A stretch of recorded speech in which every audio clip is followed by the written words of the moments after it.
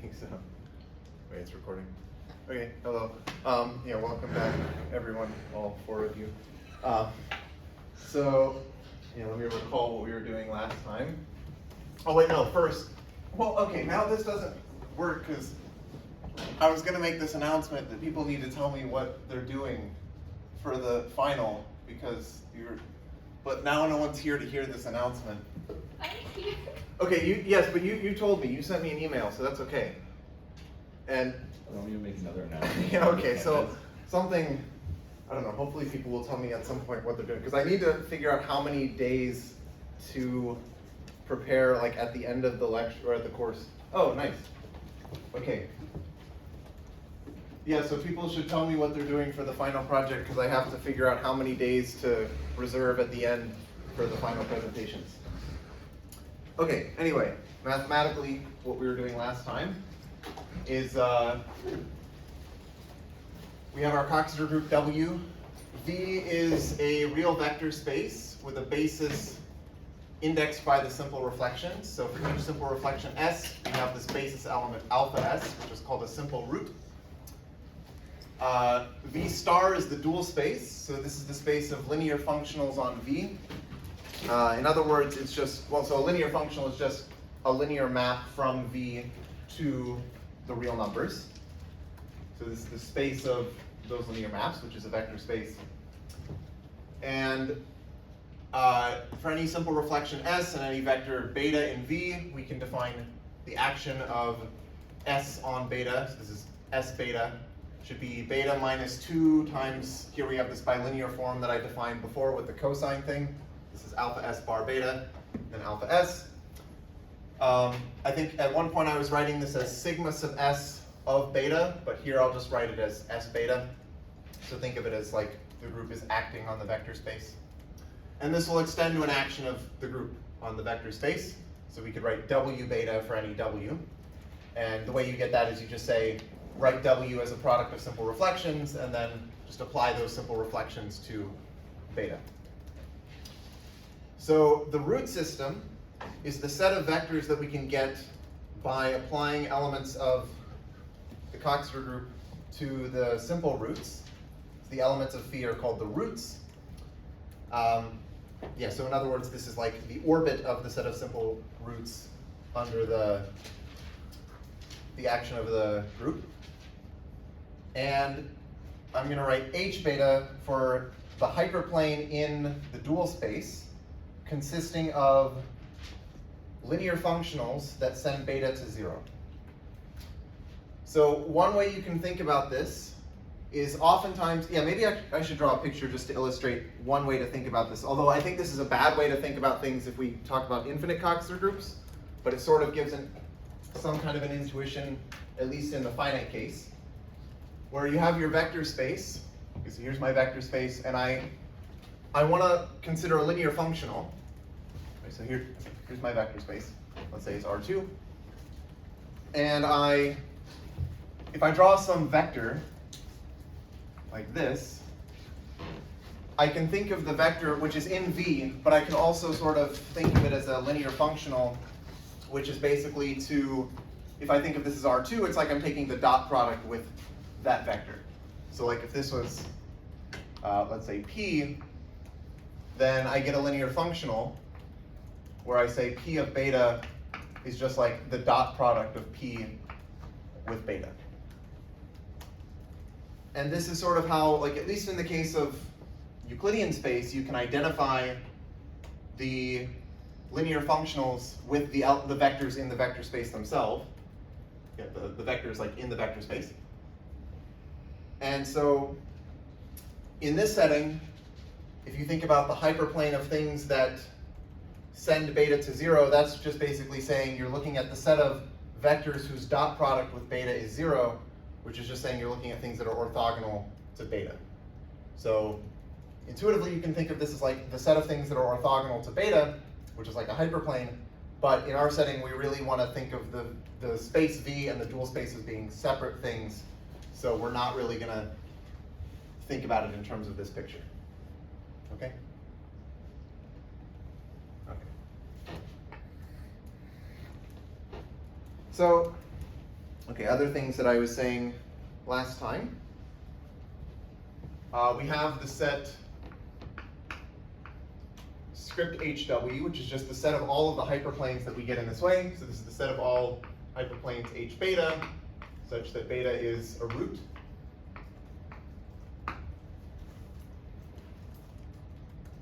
And this is called the Coxeter arrangement of W.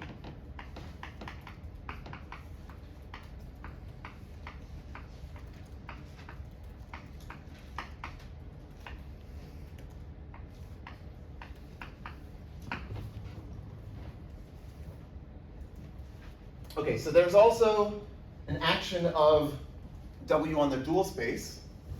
Okay, so there is an action of W on V star given by, well, I'll write it as WP comma beta equals P comma W inverse beta. And remember my notation here, maybe I'll write this over here in red, is that if I write P beta, well, this is just another way of writing P of beta. But this kind of makes sense to write it this way because this is sort of like an inner product notation. And so if you're thinking about it in terms of this picture, P of beta is like the dot product or the inner product of P with beta, so that's why this notation makes sense. But anyway, this is defining some action of W on the dual space. Does that make sense?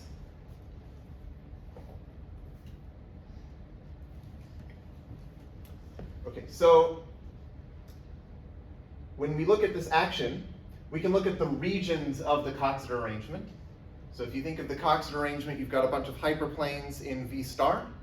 And if you take the complement of that, like if you just deleted the hyperplanes, you'd be left with a bunch of connected components, which are the regions of this, this arrangement. Or I think I actually defined a region to be a connected component, or the closure of a connected component of the complement of the arrangement.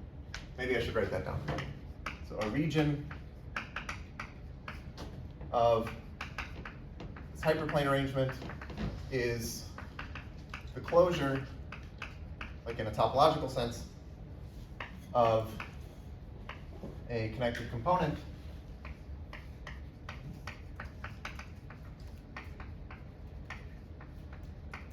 of the space that you get by just taking V star and deleting all of these hyperplanes.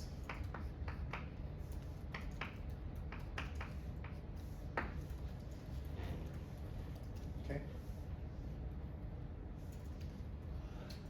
So the action on V star of W will actually give us an action of W on the set of regions. So we obtain a free action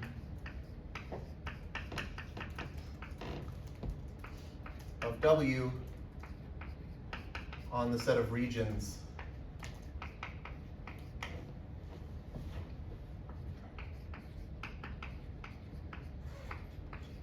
of HW.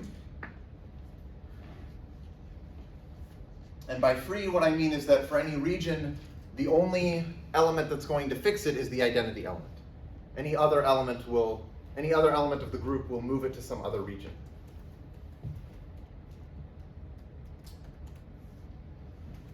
So we're going to fix this base region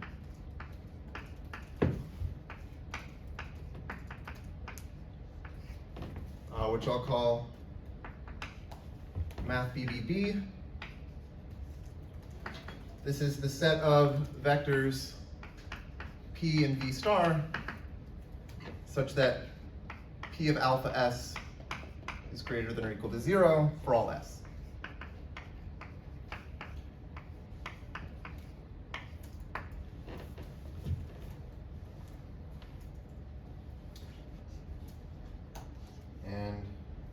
I have a picture?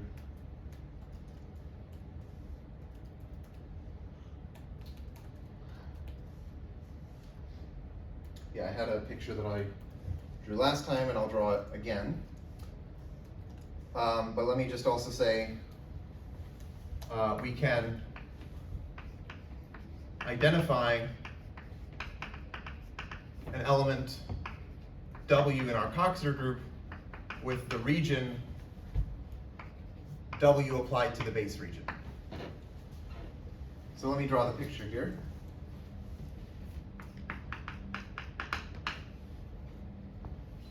Okay, so I guess in this picture I'm going to try to do this thing where I sort of put the dual space and the space on top of each other. So I have my, Colin, yes? is, when you say the region of H omega, is that omega capital? Sorry, like W capital? Oh, this W? No, the one up. Is big W? Wait, where? Oh, Should be big. Oh, yeah, this?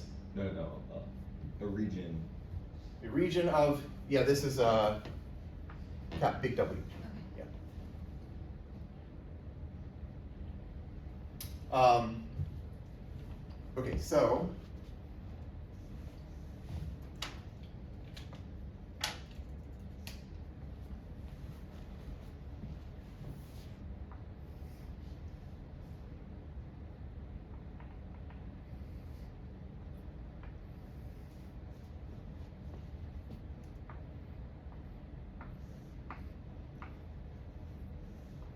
hopefully this is okay.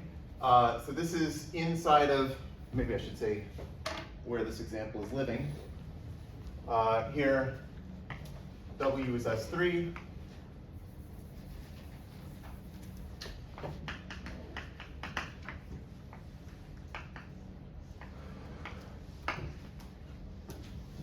And remember, our vector space in this case, we're going to say is like the set of vectors. Did I say gamma or x? I said gamma, I guess. Gamma 1, gamma 2, gamma 3 in R3, such that the sum is 0.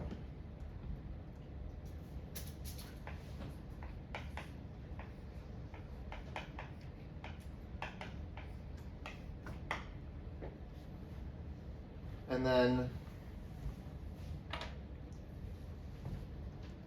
here we had this vector was E1 minus E3. So EI again is the standard basis vector in, or the I standard basis vector in R3 here. And then this was E1 minus E2. This was E2 minus E3.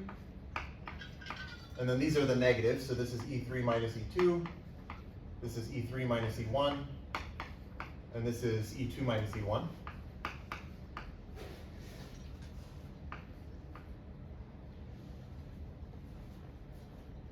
And when we drew the hyperplanes orthogonal to them, so these hyperplanes should be living technically in the dual space, but I'm going to overlay it on top of this by using this idea that like you can sort of think of the hyperplane H beta as just the things orthogonal to beta.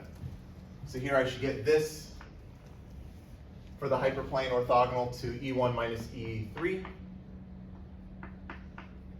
which is also the hyperplane orthogonal to E3 minus E1.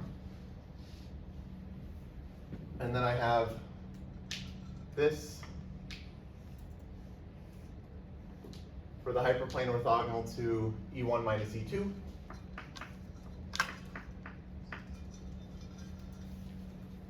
And then I have this for the hyperplane orthogonal to E2 minus E3. Okay. So the base region is the set of things, it's the set of linear functionals such that when I apply them to any of the simple roots, I get something non-negative. But if I think of, in this setting, the linear functional as being taking a dot product, so if I look at like the simple root e1 minus e2, this would be like alpha sub s1. I want to look at the things whose dot product with this vector is greater than or equal to 0. So that would be the set of things on this side of this hyperplane h sub e1 minus e2.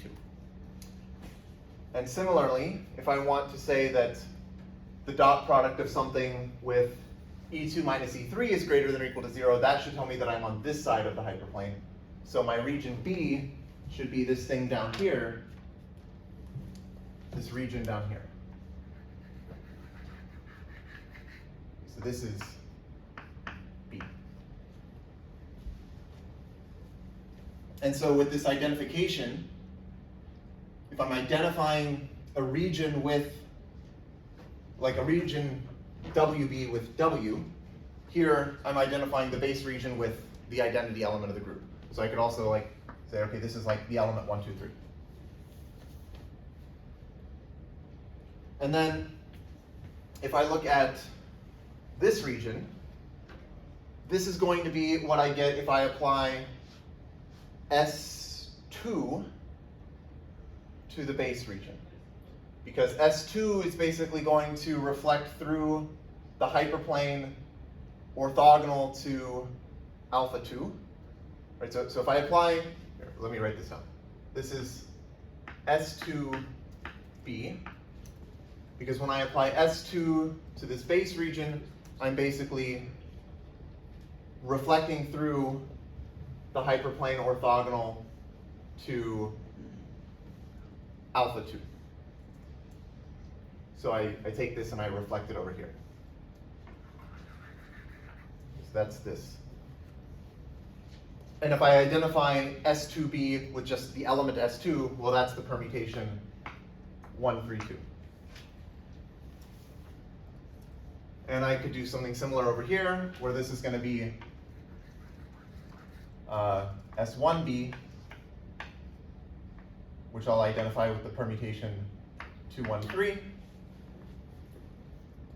And then similarly over here, this should be, well, okay, one way I could get this is by applying S1. Wait, is that right?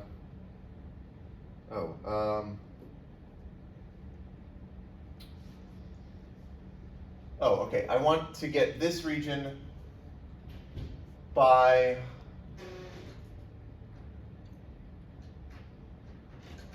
well, I guess wait,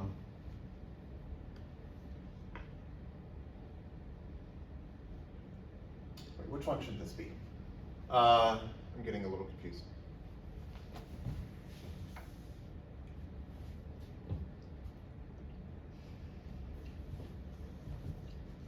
So if I reflect through the hyperplane orthogonal to E1 minus E3, I should be switching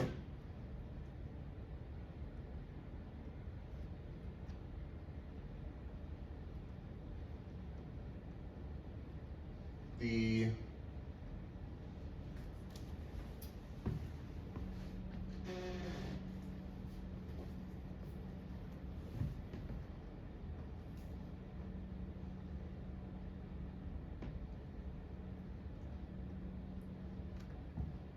should this be 1 through 2? Okay, hold on. I wrote down 3, 1, 2, but now I'm confused about why I wrote down 3, 1, 2. Yeah, I think it is 3, 1, 2. No, I think it's 2, 3, 1.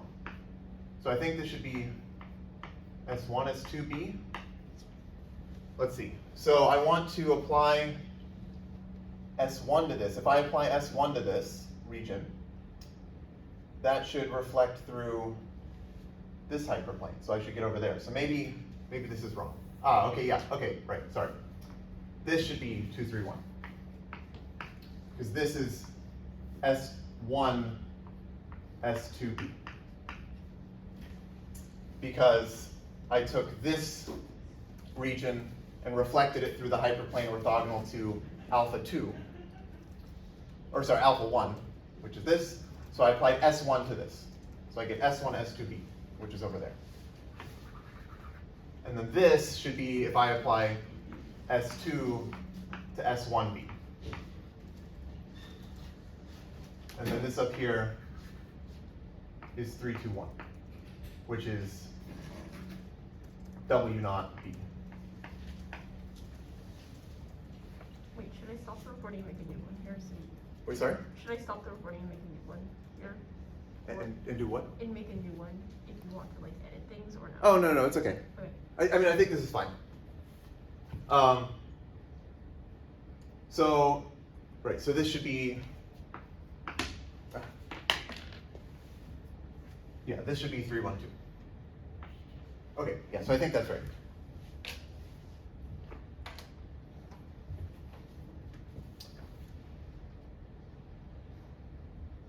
Okay, so does this make sense?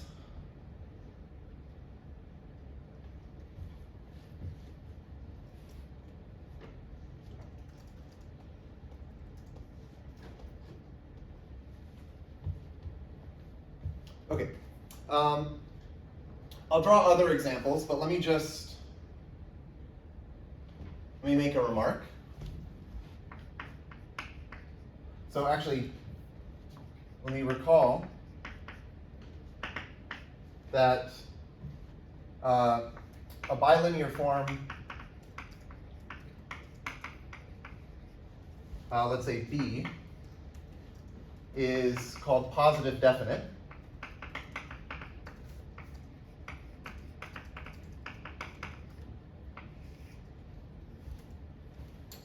If B of V comma V is greater than 0, whenever V is a non-zero vector.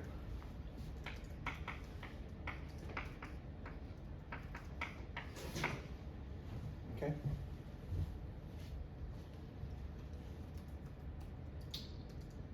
And so one remark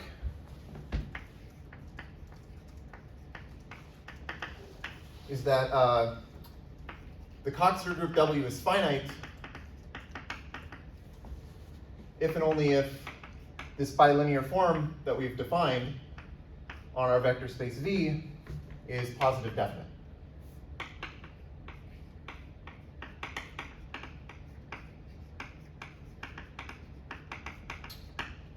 So oftentimes when you first see bilinear forms, it's like usually in the context of things like the standard inner product on Rn, which is like a dot product. And this is like this Euclidean inner product is positive definite. And so I think a lot of the geometric intuition that you have about bilinear forms comes from the case where it's positive definite, which would correspond to the case where W is finite. But things can get kind of weirder when W is infinite. So I'm going to show you a couple of examples of pictures in the case when W is infinite. So, well, I guess let me say, when W is finite,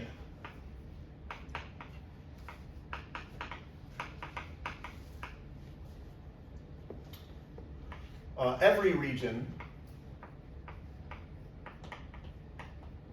of the Coxeter arrangement is identified with a unique element, or I should say with some element, with some necessarily unique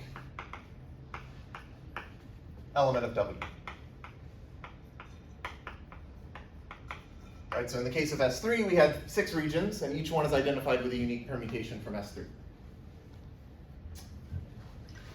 But this is false in the case when W is infinite.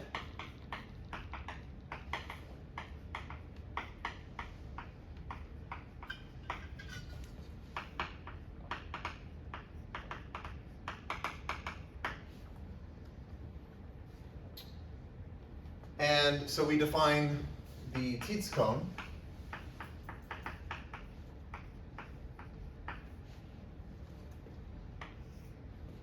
to be basically the union of all the regions that actually do correspond to elements of the Coxeter group. So it's the union over little w in big W of WB. And I'll show you an example of this. Okay, so in the case when W is finite, the Tietze cone is just the entire space V star. But in general, it's not. So here's an example. Okay. Let me draw it over here. So let's take I2 of infinity. This is the infinite dihedral group. So remember the Coxeter graph looks like this, with an infinity labeling this edge. Maybe I'll call the simple reflections R and S. All right, so the infinity just says that, like in the presentation of the Coxeter group, RS has infinite order. So here's, okay, this is going to be hard to draw, but I'll do my best. It looks something like this. Well, okay, let me start with this. Here's a good way to draw it. I'm going to start by drawing a line here.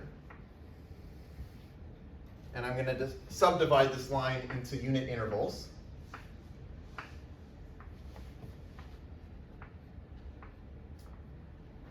And now I'm going to pick a point up here, and I'm going to draw all of the lines that pass. So imagine this is going, infinitely.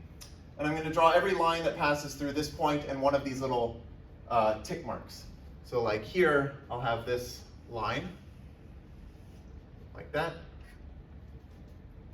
And here, I should have this line, like that. Here. Okay, so it's gonna look bad when I draw this, but hopefully it's okay. There's like a bridge over in Boston that I was driving by the other day, or riding by in a car, and it looks like this. It's like, wait, what? The famous one. Yeah. It's like, so I took a picture, and it's like, it looks like this picture. I was like, oh, it's like I2 of infinity. But yeah, so anyway, I guess that's not relevant.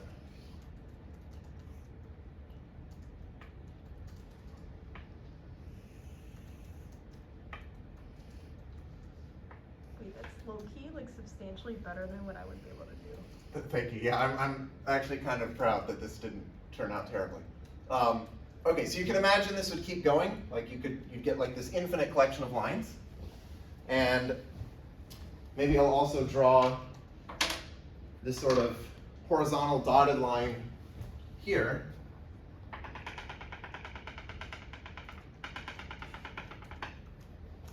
Because all of these lines, they're going to slowly like approach this dotted line.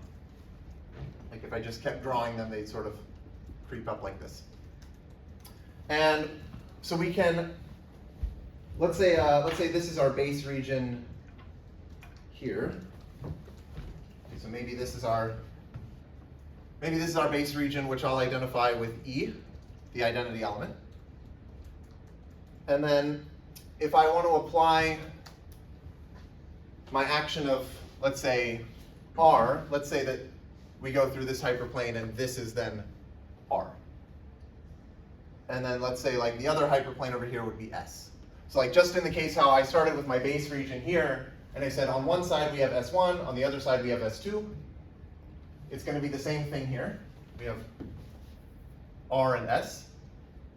And then if I apply I want to apply S to this. So I'll get like SR here. And then here, I'll get RS. This will be SRS. This will be RSR. This will be RS, RS, and it will keep going. So here I'm just identifying these regions with the elements of my Coxeter group. And the elements of this Coxeter group are just words of the form like RS, RS, RS, dot, dot, dot, or like SR, SR, SR, dot, dot, dot. And so you can see that they'll correspond to these regions. But notice that this region up here is not going to correspond to any element of my Coxeter group. Because all of the regions that correspond to elements of the Coxeter group are down here. So nothing up here is going to correspond to one of my elements. So the Tietze cone in this case is just basically everything. So it's like the open lower half space. I guess also the origin is included. So the Tietze cone in this case is the open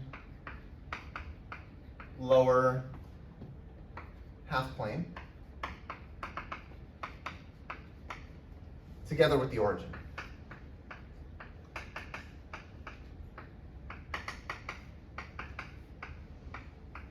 And the origin is just there because in the definition of a region, I'm taking the closure, so it gets included.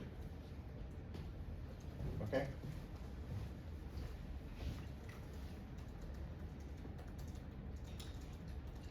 So you can kind of visualize I2 of infinity by saying, well, this is sort of a complicated picture, but we could actually just focus on this green line that I've drawn here. It's kind of easier to think about just the green line with a bunch of unit intervals. And so I'll identify E with this unit interval, and I identify S with this unit interval, and I identify R with this unit interval, I identify RS with this unit interval. And now in this picture, when I do a reflection, I'm really just reflecting a unit interval over to some other unit interval. Like I take this unit interval and I reflect it over to here. Or I take this interval and I reflect it over to here, depending on what element I'm acting by.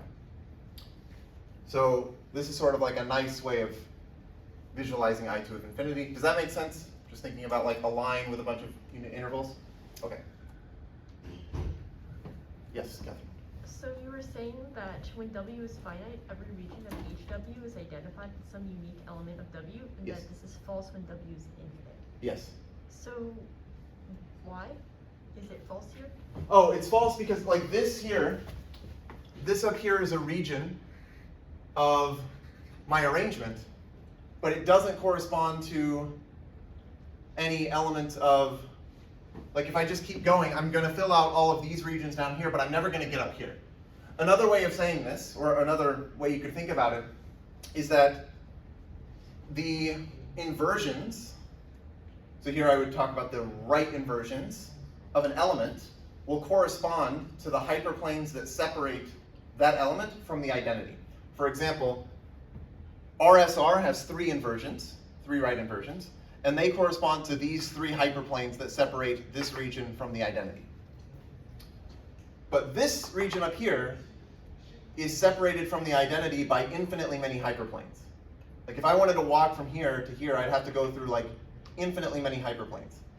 And so this can't correspond to an element of my Coxeter group because then that element would have to have infinitely many inversions, which can't happen. Because remember, the number of inversions is the same as the length of the element. You can't have an element of a Coxeter group with infinite length. Okay?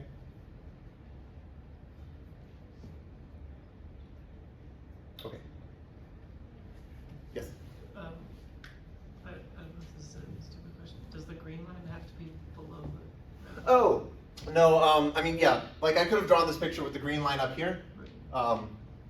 It's just things would have gotten flipped upside down. So then the cone would be the upper. Yeah. So it's not unique. But Oh. Is it like? Oh, I see. I mean, it depends on how you, I guess, here I've just drawn this picture without like assigning each hyperplane to a root, but it sort of depends on how you say which hyperplane should correspond to which root. And I guess like, yeah, I guess, okay, it depends on how you sort of overlay the dual space with the vector space. The point is like I've chosen a base region here. I could have drawn the same picture and chosen the base region to be here, and then I would have gotten like this would have been my Tietze cone up on top. Does that make sense? So, like, no matter how you do it, you get like some kind of half plane, is that right? Yeah, I mean, in this picture, right, I could just say, just because I haven't because I've just drawn some picture of lines without like assigning a line to a root in any way, I could just draw this picture and sort of say, okay, I want the identity element to be over here. The reason this ends up kind of being the same is because you have this group action, and so like the regions sort of look the same. Yeah. Maybe I should say one thing, which is that there's a weird region in this picture, which is the red dotted line. Because if you imagine, like, the red dotted line is, like, the elements of this red dotted line are not in any of the hyperplanes. So this is in the complement, and actually it is, like, when you take the closure, you get that line. So you wouldn't want to take that line to be one of your regions. But if you take anything else, it'll work. Aren't there two sides of the red line? Each of them is individual? Oh yeah, sorry, okay, yeah, that's a good point. The two sides of the red line are the regions, yeah, that's correct. It's not just the red line, it's this ray and this ray, yeah.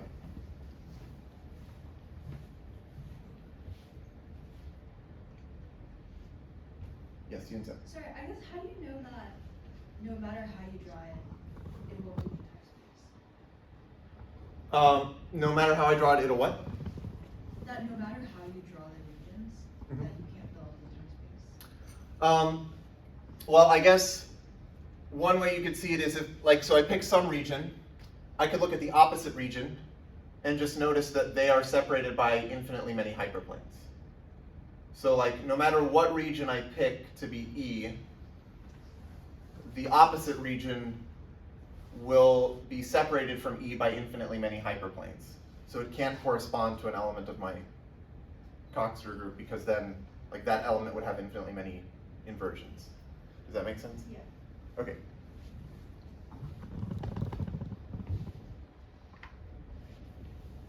Any other questions?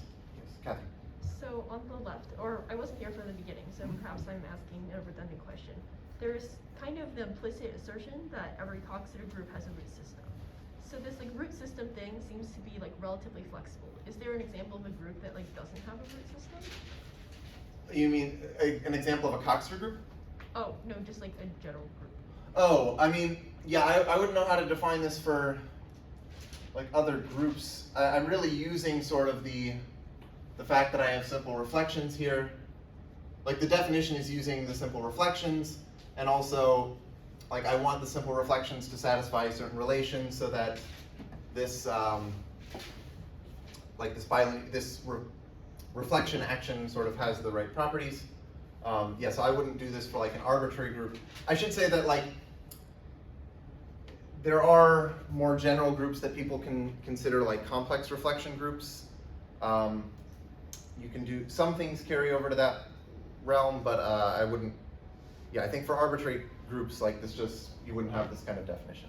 The point being, right, that you can realize any Coxeter group as like the group of reflections. Right, yeah, Thing, and then this is like the representation.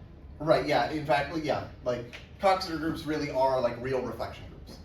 And so this is like how you are recognizing it as a real reflection group. And so for other groups that are not real reflection groups, you're not going to be able to get this. Okay?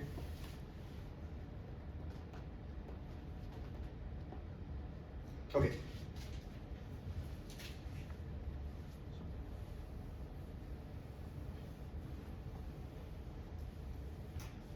Maybe I can erase this too.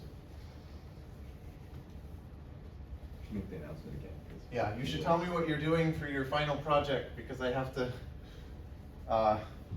figure out how many days to reserve at the end. So send me a message on Canvas or an email or something. There's Okay. an assignment. There's an assignment now. Okay. Oh, I should put a. Do we need to do that if we resubmitted the No, piece no. set? Yeah, if you submitted the PISA, if you've already told me, that's fine. I think there are like 7 people who have not told me what they're doing. So if you're one of those 7 people, you should tell me what you're doing. Oh, so that means there's 7 people. Right, yeah. Yeah. Okay, but like you shouldn't be using this as like an excuse to not turn in the, you should turn in the pizza. But okay. Okay, but I realize like things are probably hectic with like midterms and it was a hard pizza, so it's fine. But I do need to know like pretty soon, just like this one piece of information about what you're doing for the final project. Oh, is there a class before Thanksgiving? Oh, I don't know. Is there? Wait. There should be class on the Tuesday before Okay. Thanksgiving. Oh, but not on Thanksgiving. But not on Oh, sorry, Thanksgiving. Right. Tuesday before Thanksgiving, Yeah. Okay. Okay. We only get Wednesday through Friday off. Okay. Yeah, that's tough. Okay. Okay, let's do another example. So I want to take W to be the affine symmetric group S3 tilde. So the Coxeter diagram, the Coxeter graph for this looks like this. It's just a triangle. Let's call this S0, S1, S2. So each of the edge labels again is like 3. Now this, in this case, there are 3 simple reflections. So my vector space V will be 3-dimensional, and I don't want to draw this 3-dimensional picture. So what I'm going to do is something similar to what I did over here. So here I said, okay, for I to infinity, my vector space is 2-dimensional, but I can actually kind of think of just this green line, and I can, if I just focus on the green line, then that's like a 1-dimensional picture that's representing my Coxeter group. I'm going to do something similar with over here by saying, imagine I have my 3-dimensional hyperplane arrangement, and I'm going to draw some 2-dimensional plane through it that cuts through all of the hyperplanes, and then I'm just going to focus on that green 2-dimensional picture. And if I do that, I get a picture that looks like this. Is that just not a circle through that? Is what? Sorry? Sorry, is that different from drawing a circle around that plane? Oh, I see. You sort of want to say like, doing this is like drawing a circle around here? Yeah. Yeah, that's very similar, Okay. right. Yeah, this is sort of, I guess one way of thinking about it is when you have a finite Coxeter group, you're sort of working in like spherical geometry. So in this case, the sphere is a circle.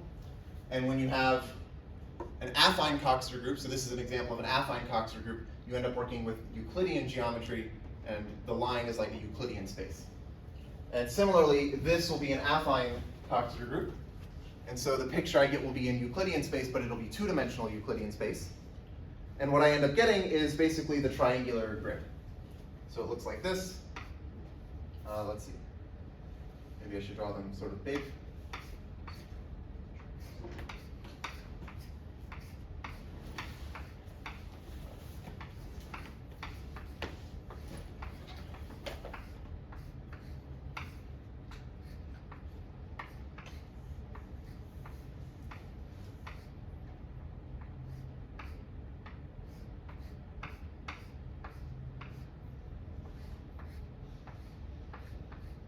So something like this. Hopefully the picture's okay. So you can see that, I mean, it looks kind of bad in this drawing, but this is made up of a bunch of lines. Like here's a line, here's a line, here's a line, here's a line, here's a line. And each of these lines is really, what I've done is I've taken a bunch of, so I'm really living in a 3-dimensional space, and I have a bunch of 2-dimensional hyperplanes. But then when I slice through those 2-dimensional hyperplanes with my green line like I did over there, I get a bunch of 1-dimensional lines inside of my 2-dimensional plane. Okay. Just like how over here, like each tick mark is a 0-dimensional thing. And so these 0-dimensional tick marks in this picture are analogous to the 1-dimensional lines in this picture. So in the same way that I could identify the little unit intervals over there with the elements of my group, I can similarly identify the regions, like the little unit triangles in this picture, with the elements of my group. So for example, I could say maybe here's my base region B. And then maybe this is like S1, here's S2, here's S0, and then I would get like S2, S1, S0, S1, this would be like S1, S2, S1. So maybe what I should say is when I'm moving to an adjacent region, I'm multiplying by some simple reflection. So like over here, on the left, I'm multiplying on the left. So like over here, when I went from here to here, I multiplied on the left by S. And when I went from here to here, I multiplied on the left by R. And it's a similar picture over here. Thank you for moving the camera back and forth. Okay, yeah, maybe it would have been better if I drew the two pictures next to each other. Oh well. Okay, so so I'm sort of walking around by multiplying by things on the left. So here I have like S1, I multiply on the left by S0. If I multiply it on the left by S1 again, I get S1, S0, S1. This element would be S1, S0. This would be, I guess, S1, S2.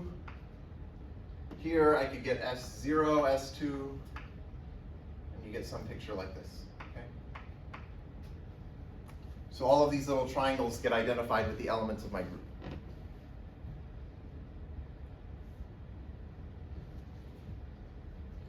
And I guess I should say that the left weak order sort of appears in this picture. In the sense that, well, maybe I should say it's like the left Cayley graph. So if you take the Coxeter group and you just say, so the left Cayley graph generated by the set of simple reflections is just the graph where the vertices are the elements, and you go from one element to an adjacent element by multiplying on the left by a simple reflection. And that's all I'm doing here. I'm just saying if you want to move to an adjacent triangle, you multiply on the left by some simple reflection. And this is also how you move up in the left weak order. So you could also think of the left weak order as saying, this is like the bottom element, and as I move away from the base region, I'm going up in the left weak order. Okay? So I mean, this doesn't look like a Hasse diagram, but the point is it's like the left weak order is sort of the order that you get by moving away from the base region in this picture. Okay? Paul, Yes? and you can get two representations of the same element if you like take different paths. Yes, right. So this element I wrote as S1, S0, S1 by going S1, S0, S1. But I could also write it because of this relation here. I could also write it as S0, S1, S0. Yeah. So exactly, yeah, like the different paths actually correspond to like these relations. So when you're, like if you want to take one path and transform it into another, you're really doing like braid moves, basically. Oh, so I guess then you can use that to calculate like the number of different ways to write it in the Right.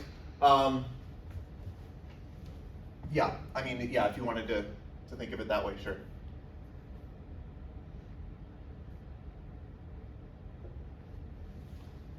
Yeah, so the number of reduced words, maybe, I don't know if I even said this before, but like the number of reduced words for, maybe I'll just write this. This is just a side remark. The reduced words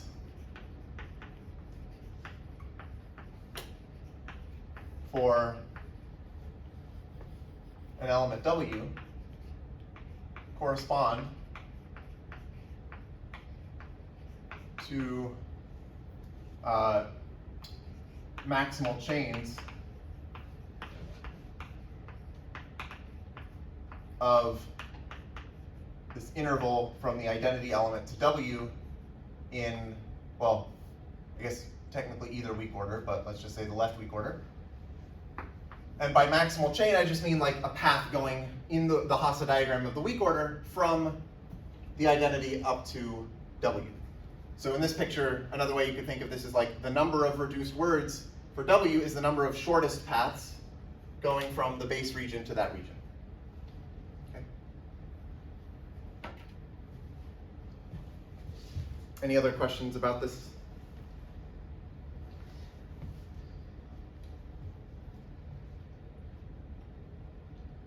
Okay.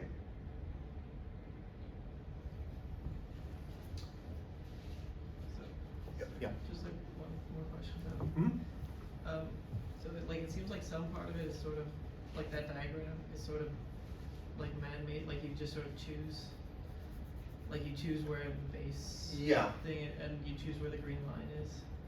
But then Yeah. some parts of it are, like they just come from maybe the basis you choose or something, like they just come from the concept. I guess. Okay. So like the white lines sort of come from,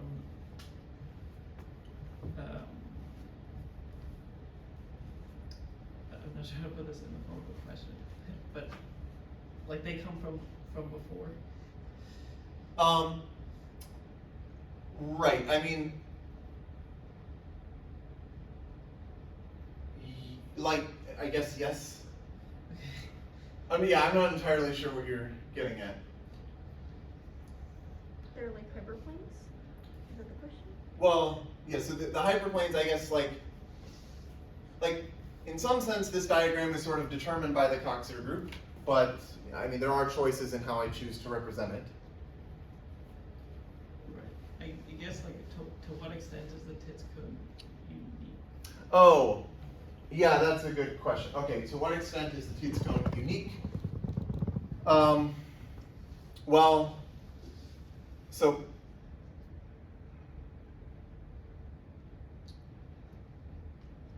actually, in full generality, I'm not sure.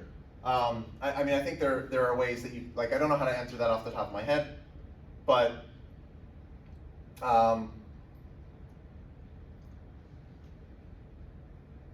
yeah, I guess, yeah, you have to choose, like, it's unique once you choose a base region, but like, once you choose this base region, it kind of gives you an orbit of the action of W, which like here is like the lower half point. So here I had like two choices. But I guess more generally, yeah, I'm not entirely sure actually. Like if the red line was diagonal or something. Right. I mean,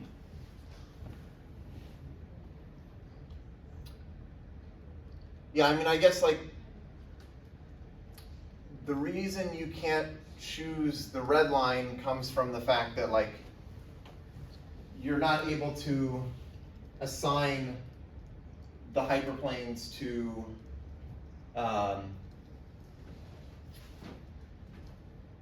the roots in order to like make one of the red rays like of this form.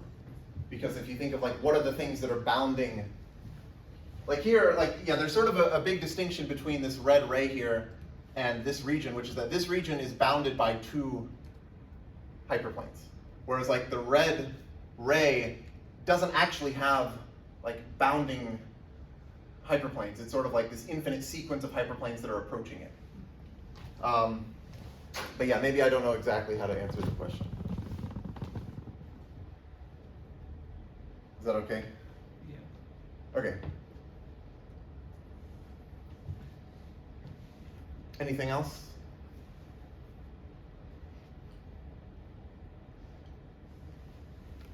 Okay, so if I take some root beta in phi, I can define a map T beta from V to V by T beta, well, okay, maybe I want to think of this as an action, so I'll write T beta gamma. Should be gamma minus 2 gamma bar beta, beta.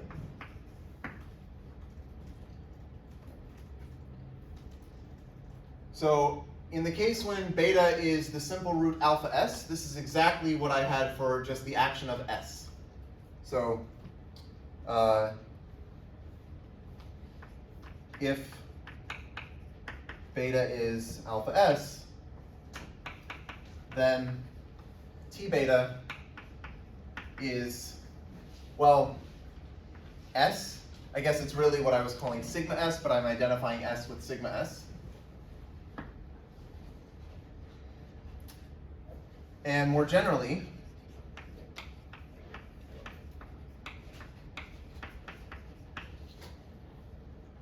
if beta is this root w alpha s, so any root can be obtained by applying some element of my Coxeter group to a simple root. So if I write beta in this way, then well, I can compute what this is. So T beta, if I want to do T beta to gamma, this should be gamma minus 2 gamma bar W alpha S, W alpha S. Right, so this is just this definition, but I'm plugging in beta equals alpha S. So what is this? Well, I could write this as W applied to W inverse of gamma minus 2 gamma bar W alpha S alpha S. So okay, I'm just pulling the W out basically.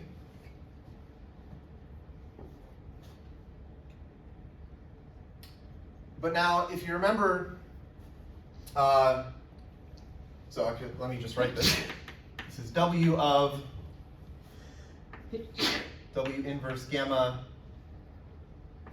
minus 2 W inverse gamma bar alpha S.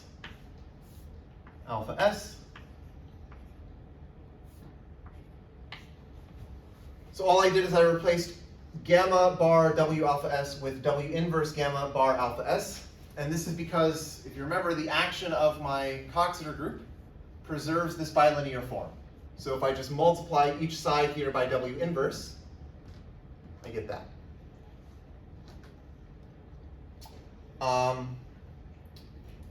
Then, well, okay, so what is this in here? This is just what I would have defined to be S of W inverse gamma. So this is W of S applied to W inverse gamma. Right, because remember, S applied to something is that something minus 2 times the something bar alpha S times alpha S, just this. So that's what this is. And then I could just write this as WS W inverse applied to gamma. Okay? So the point is that if I can write beta as W alpha S, then this map T beta is really just giving the action of WS W inverse, which is some reflection, right? Because the reflections are the conjugates of the simple reflections. This is some conjugate of the simple reflection.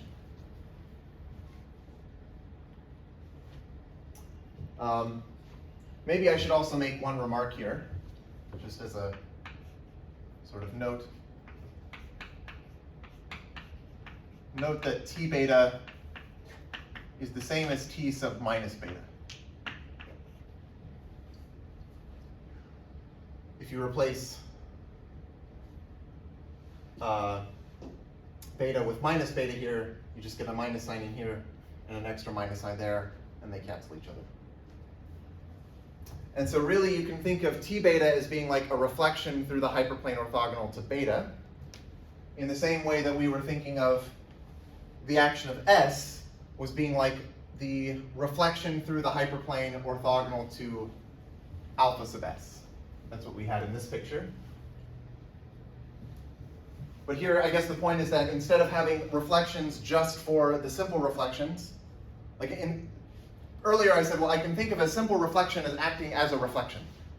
But now I can think of any reflection as acting as a reflection. So like the point is that the reflections of my Coxeter group are actually reflections. And that's why they're called reflections. So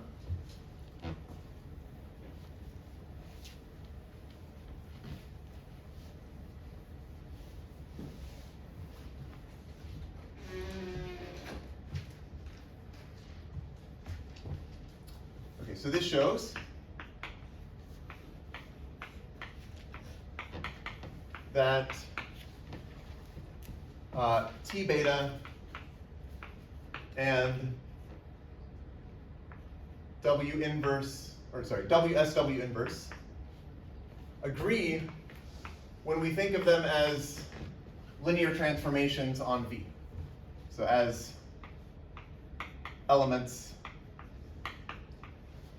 of GL of V. But remember, this standard geometric representation is faithful. In other words, two distinct elements of my Coxeter group will act differently. So if these two elements act the same, then, well, we should think of like T beta as, or I guess another way of saying this, yeah, like,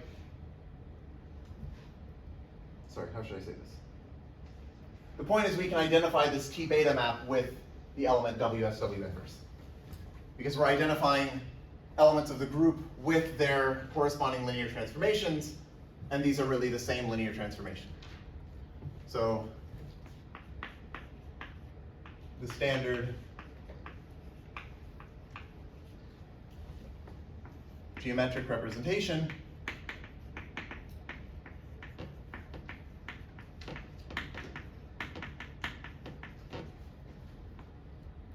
is faithful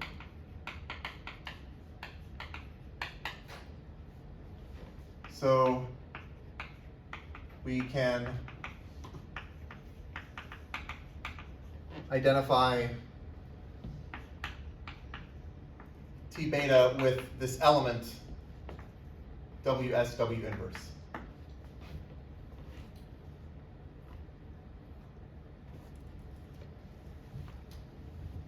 So as before, I'm going to let T be the set of reflections.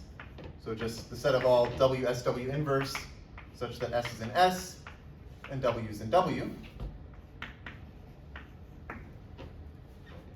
So we obtain a map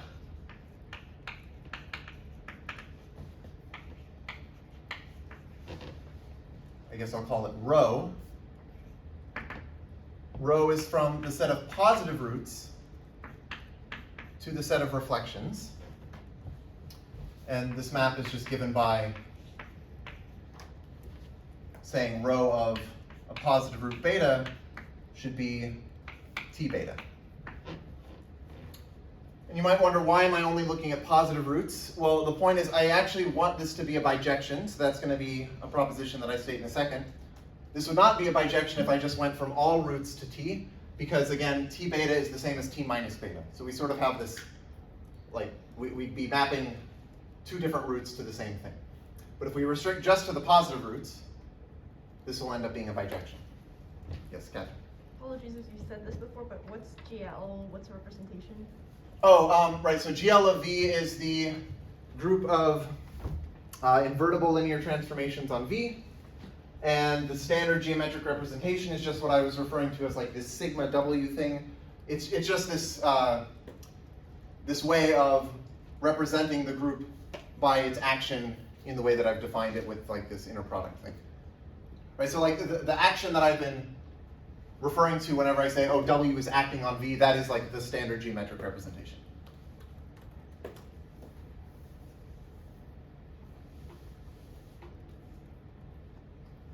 And I guess, yeah, faithful is just, basically just means it's injective. It just means that two different elements of my group actually have different actions. Let's see. So, okay, let's state this proposition.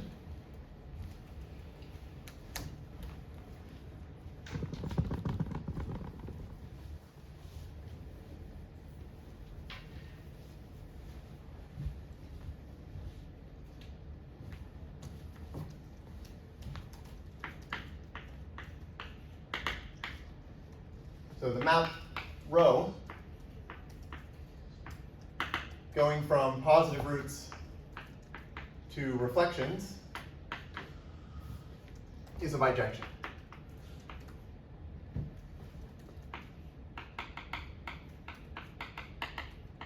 right? So this is really saying that like the reflections in our geometric setting, like actual sort of reflections defined in this way, are really the same as like the reflections that I've been calling like, these elements of T, like the algebraically defined reflections. So here's the proof. So let's show that it's injective.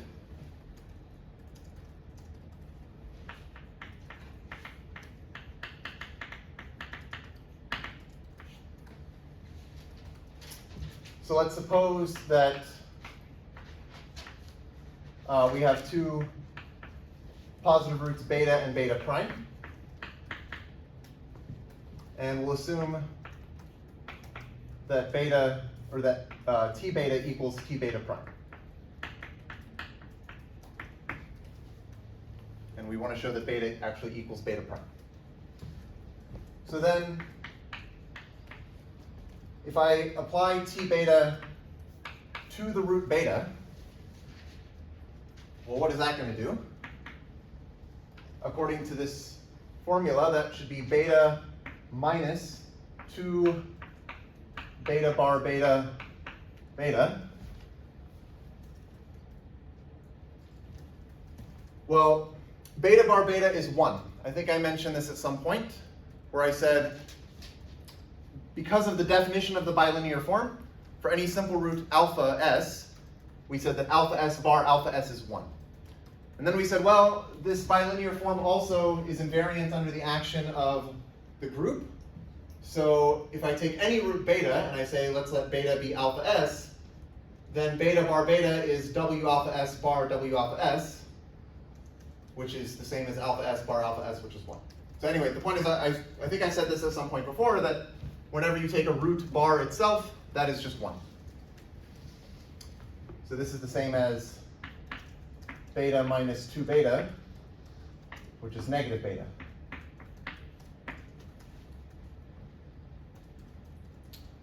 But if I apply T sub beta prime to beta,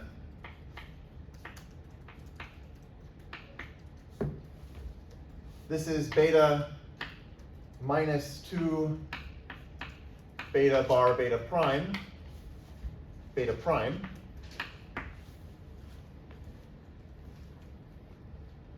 So these two things are supposed to be equal because T beta and T beta prime are the same. So I can say thus so beta minus 2 beta bar beta prime equals negative beta. So this means that beta equals beta bar beta prime. Okay? This is just by saying that these are the same. If you just rearrange this, you end up getting that. Sorry, Colin, what is the plus? Sorry? What does the plus mean? Phi plus? Yeah. It's the set of positive roots. So whenever I have my set of roots, there are the positive roots, which are basically roots that can be written as non-negative linear combinations of the simple roots. Okay. And then there are the negatives of those, which are the negative roots. So my picture, so maybe I won't draw the picture again, but like when I had my One of the 6 regions? so like if I look at just the roots, so this was like E, no, I guess my root picture was like this, where I said like this is E, how did I do this? Probably this was E1 minus E2 or something. Yours would be 1 minus E3 down there. Okay, yeah, so this was E2 minus E3, this was E1 minus E3, and this was E1 minus E2. These are the positive roots down here, and then these are the negatives of them, which are the negative roots. Cool. Okay.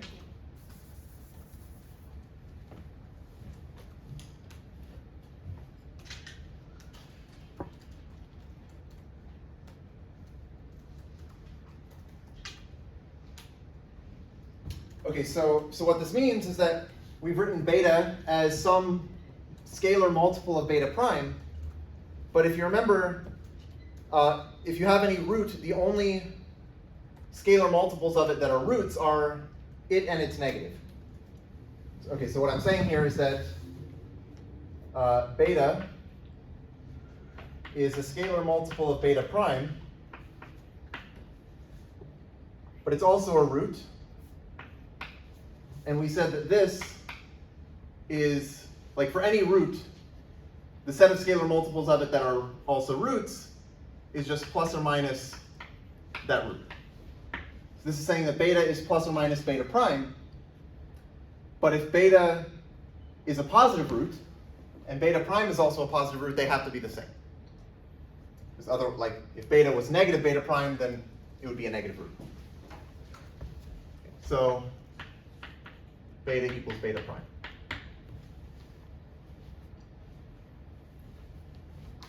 And then surjectivity is a little simpler, so I can finish with that.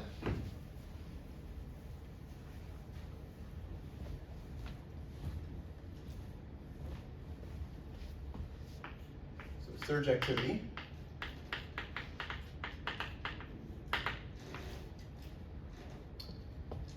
so let's choose some reflection T. Well, because it's a reflection, I can write it as WSW inverse for some S and S and W and W.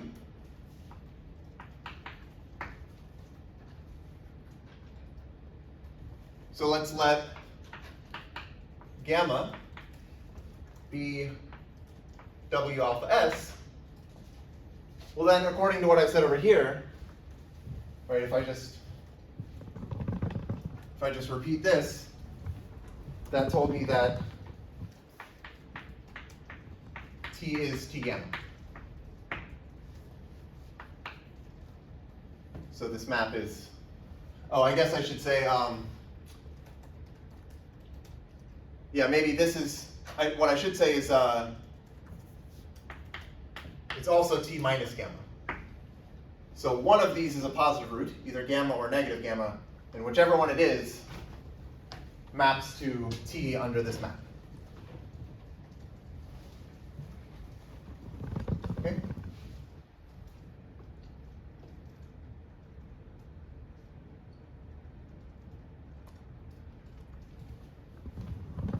Okay, so I think that's all for today.